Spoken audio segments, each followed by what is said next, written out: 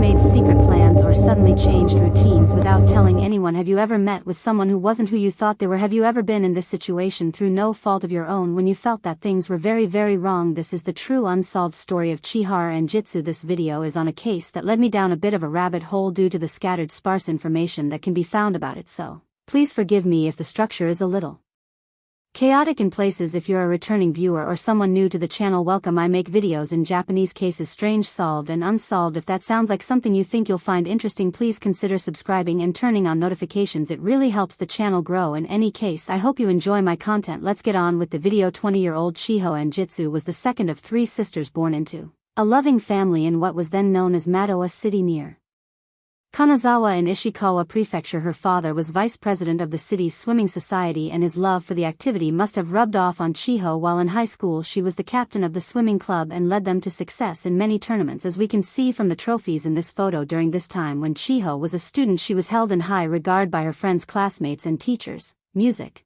Upon graduation, she chose to make her hobby a career and began working at a local swimming school as an instructor, and just like her school days, she was described as being very caring, kind and having a bright personality. While working there, she became close with male co-workers as well as female ones, but it seems she didn't have a boyfriend at the time, at least not to anyone's knowledge. This has also been confirmed in her personal diary, which she wrote until around May 1992 before stopping abruptly for unknown reasons, and it was 5 months after this when something would happen. The 30th of September 1992 started like any other day, and she drove 6 to 7 kilometers from her family home to the swimming school where she worked. She brought her homemade spaghetti lunchbox to eat in the afternoon between lessons, but because the swimming school surprised staff by providing lunch for them, she ate the spaghetti for dinner at the end of her shift just before 9:45 p.m. Naturally, this makes sense as it means no food is wasted, but it was seen as a little bit noteworthy, as we'll find out later on. Since she lived only a 10-minute drive away, she could have just eaten it when she arrived home. Instead of this, however, according to a staff member who saw her, she hastily ate her dinner in the staff room as though she had something to do afterwards. Despite this, things were very normal at the swimming school during her shift, and by all accounts Chiha did a fantastic job teaching students, as she always did. No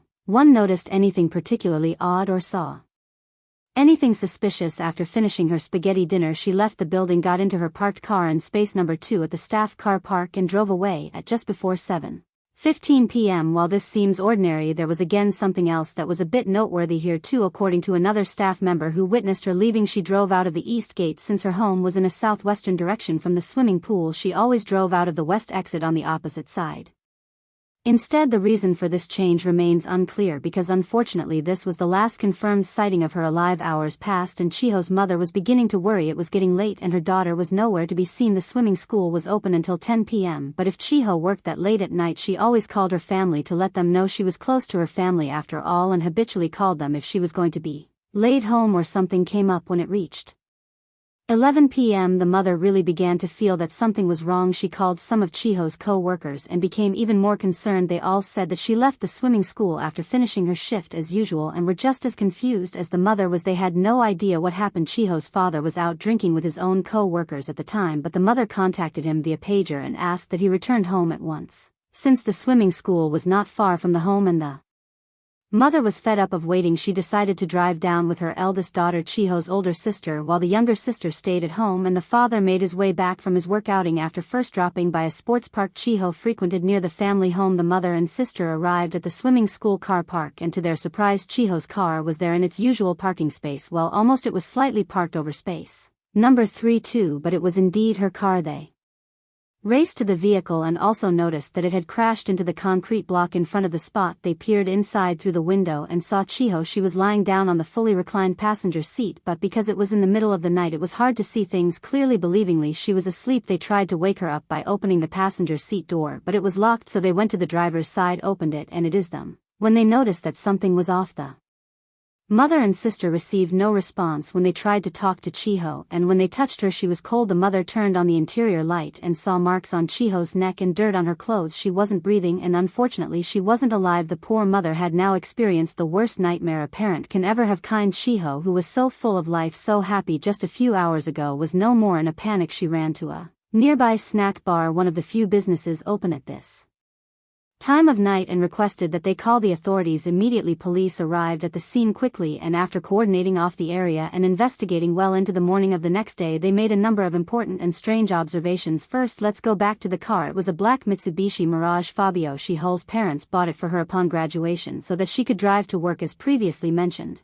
Her designated parking space was number 2 and her car was found in this very same spot, but partially parked into space number 3. The front bumper had also been damaged after crashing into the concrete block at the end of the space, suggesting that it had been parked in a hurry. The key was in the ignition, but the engine was not on, and the shift stick was put in to drive. The cassette radio was playing, but the volume was turned right down, so it was muted. Because of these things plus the fact that Chiho was found in the passenger seat, investigators believed that someone unfamiliar with the car had driven it back to the car park and quickly fled the scene. Chiha's shoulder bag, which included money and other valuables, was left on the back seat, and while unknown fingerprints had been taken from a cassette tape case from inside the dashboard, investigators don't think that they belonged to the suspect or that anything was taken. Therefore, the motive wasn't theft. But the strange thing about the car was the exterior. The wheels and lower part of it were covered in dirt, implying that it must have driven off-road at some point since they were in the middle of an urban area. It came in quite a surprise to the detectives, and now unfortunately we get to Chiho herself and the mystery continues. First, her right shoe was completely missing, and the left shoe was not on her foot but was instead on the floor of the car. Her clothing, a black top and blue denim overalls, were completely covered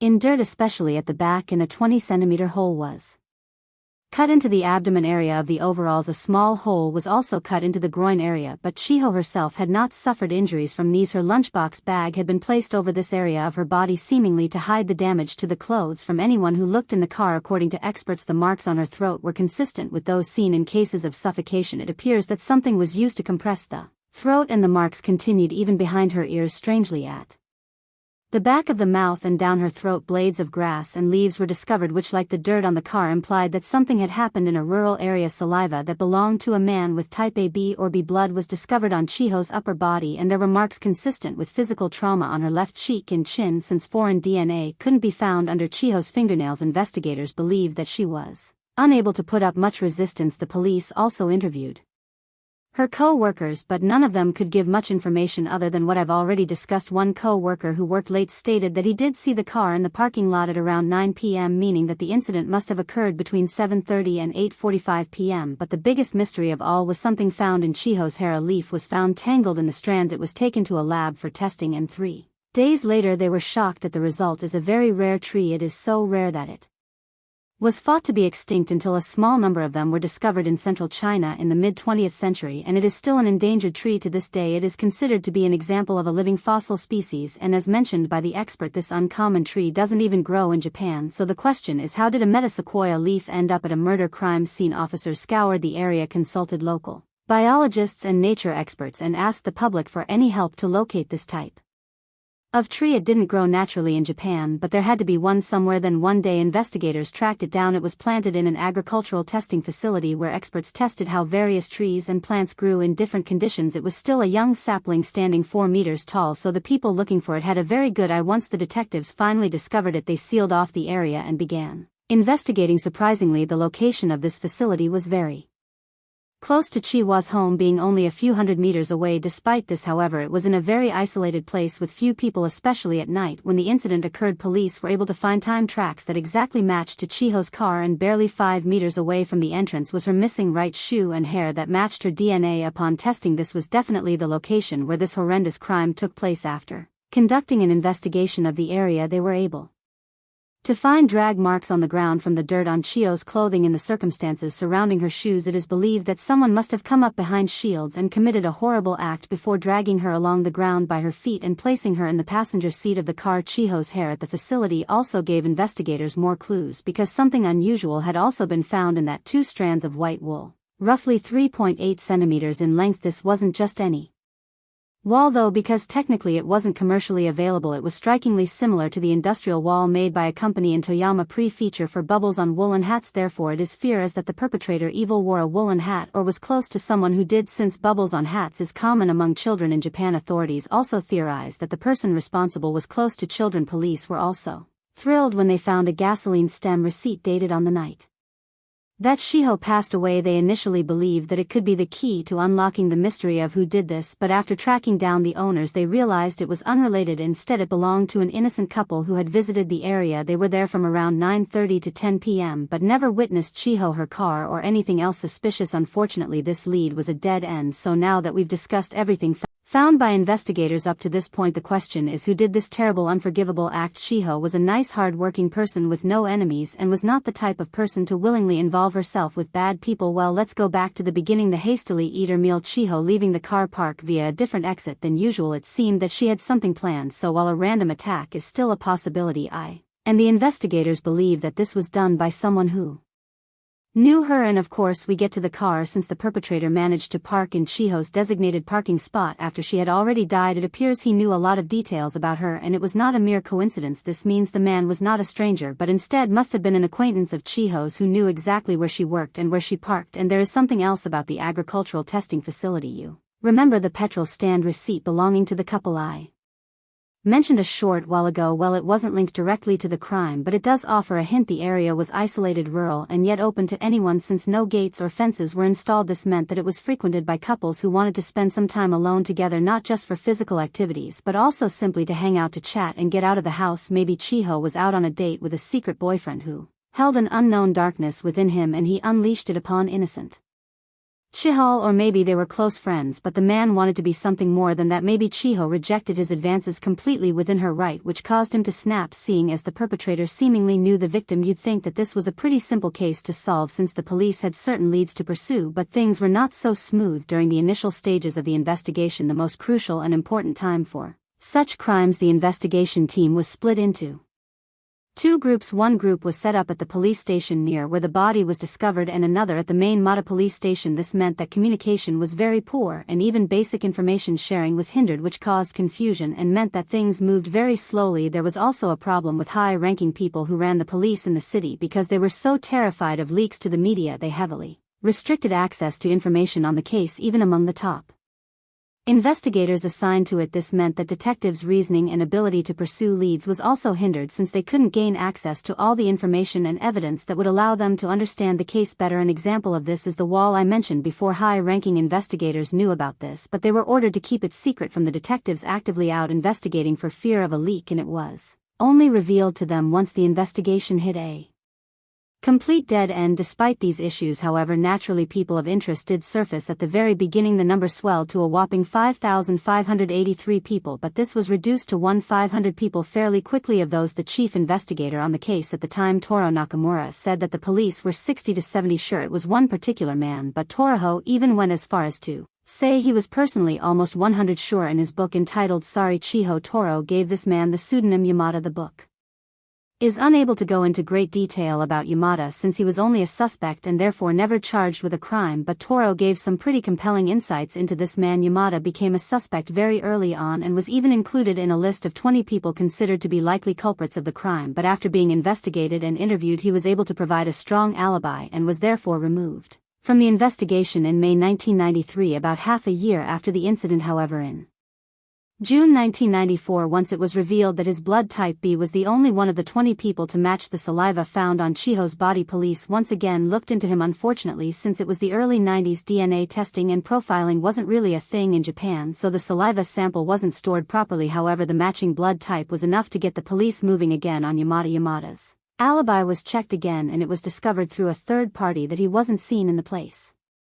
He said he was between 7:15 and 8:50 p.m. on the day the crime took place. In other words, from the time Chiho left the pool until the time when her car was seen again in the car park at 8:50, he had no alibi. After learning of this, the police under Chief Investigator Toro traced his activities on the day and came up with a likely theory of what had happened. After Chiho left work, she drove north towards Kanazawa City. Toro said that based on Yamura's location at the time, it is highly likely that he met Chiho in a restaurant car park. Yamada's car was seen there on the day. After all, an eyewitness also saw Chiho's car being driven by a young man in this location, so it is likely that Yamada met Chiho and drove her car while she was sat in the passenger seat. It is also worth noting here that this sighting was reported to the police very early on in the investigation, but it was ignored because the sighting was north of the pool and therefore in the complete opposite direction of the scene of The crime, even when the witness matched two numbers to the license plate, police dismissed it in the early stages, but it became more credible once Yamada was discovered. It is believed that the manager of Self coincidentally near the victim's home, and they made their way onto a road known colloquially as Motel Road. This is because, as I'm sure you can gather from the name, it contains 6 motels in close proximity to one another, some of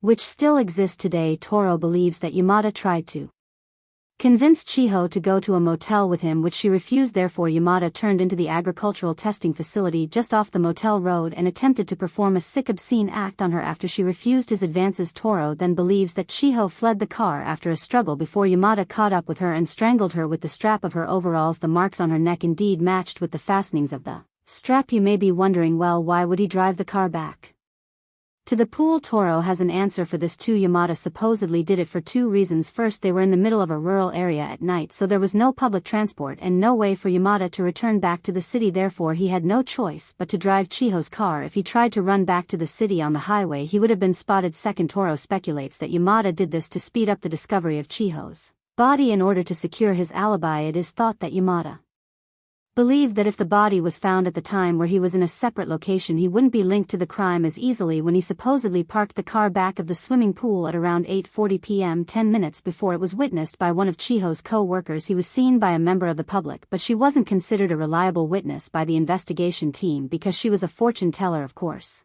Though, and I want to make this clear, all of this is just speculation. Yamada couldn't be linked conclusively to the crime since there was no concrete evidence. The only thing that could solve this would be a confession, but it never came, and so the case remains unsolved. And in 2007, 15 years had passed, meaning that the crime hit the statute of limitations, which was a thing in Japan for murder until 2010.